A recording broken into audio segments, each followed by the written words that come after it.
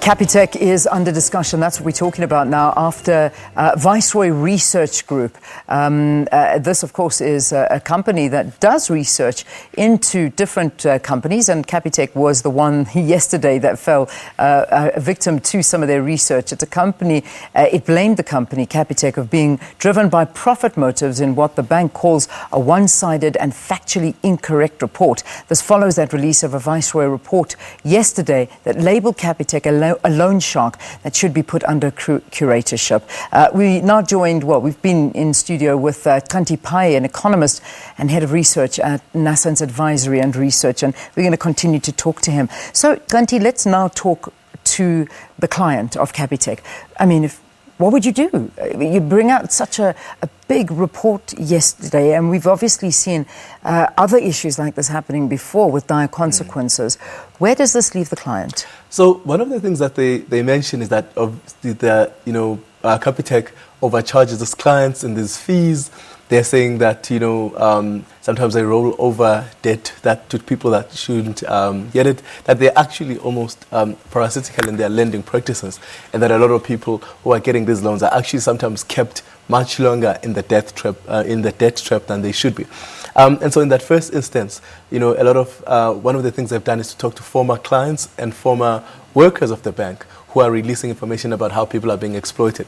So I guess in one sense, is that a really true thing? And what do clients of Capitec think, and what do they feel? Because I suppose if they are indeed being exploited and they don't even know how badly they're being treated, that might be something of value to them. And of course, there are depositors, people who give Capitec, because Capitec has fairly more competitive interest rates than other banks in terms of when you deposit money with them. And I suppose in that sense, they would be worried whether or not, if this is true, that this bank is facing some serious trouble ahead. If your money is in it, then there's no doubt that you are at risk. But certainly, we are all still to find out how true it is. So one has to actually look at the information that's available, and especially what Capitec itself is saying to defend themselves. And the regulators are probably going to come on board quite soon.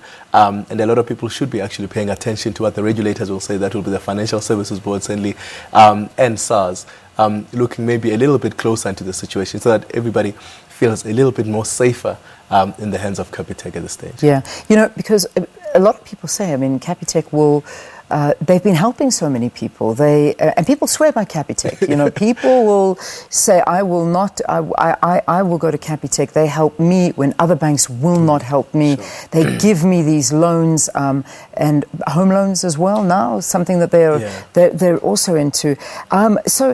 But at the end of the day, how do they do it?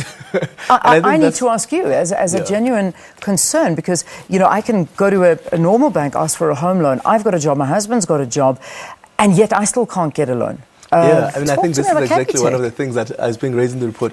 What is it in their lending practices that allows them to do things that other banks can't do? Indeed. And I think in a competitive space like this, where everybody, all banks want to make money. There's no bank that's out here not wanting to lend people money, because that's how they make money. And so the interesting question will be then, why is Capitec in a better position to lend when other banks feel that they can't, especially in this environment, especially also to that market segment that, given some of the issues that we've been facing over a period of time, especially towards poor people, job losses, high inflation, a lot of pressure financially has been brought to bear on especially the poor.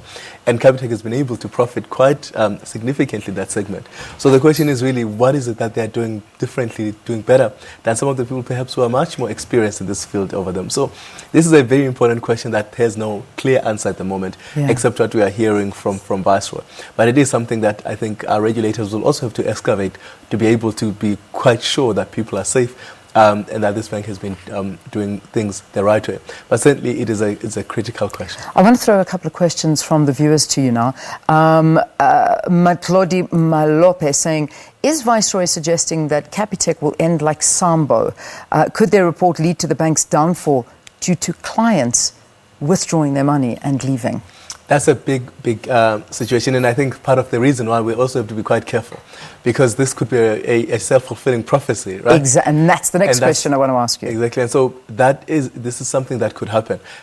Certainly, from what Viceroy is saying, they're saying, look, these guys are in bare dire straits. It's just that they've been able to hide these things behind the numbers, and they haven't been telling us the real truth, and that truth will out in some time. So that's what Viceroy is saying, and we've got to be careful, of course, because we could fulfill it by clients actually panicking. And the panic cannot be sustained. And I think part of the reason, I suppose, the Reserve Bank also came out to say, look, the numbers we've got suggest that these guys are healthy, was to perhaps try and stem a panic from the public. Yeah. Another question. Let's. I think we're going to put them up on the screen, but if not, I've got one or two in front of me. Moeva saying, I don't have a problem with Capitec.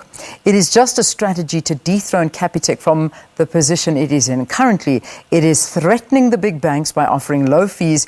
Many black South Africans are switching to Capitec because there are good offers there. Obviously saying something sinister is behind this report, and perhaps they're trying to bring down the competition. We're referring to the big four banks. Yeah. I've heard that story, and I've also heard that, people, the big four banks are upset because these are the banks that Capitec Bank is pro-black. It's the bank that helps black people.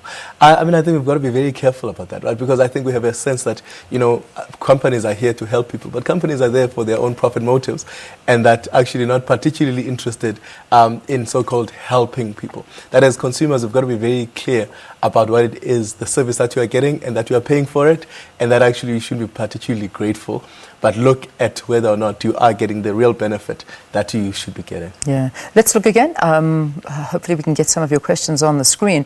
Leanne, would it be prudent for Capitec to publicize their figures in dispute so we can make informed decisions? That's from Big Papa.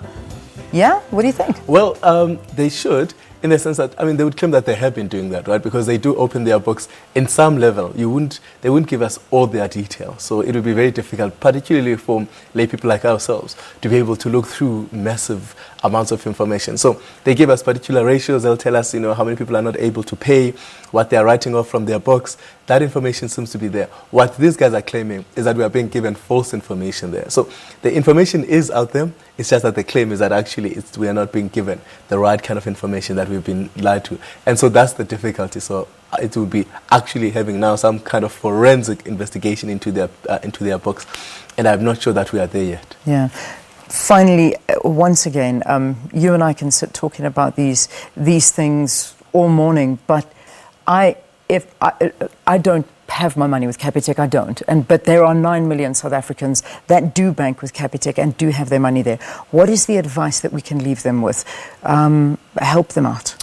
Look, it's still quite early, and a lot of people, ordinary South Africans will find it very difficult to understand everything in the detail that they should. It is difficult. Right? And so they really rely now on regulators. They will rely on the central bank. They'll rely on the government and the treasury to actually look into this thing much closer.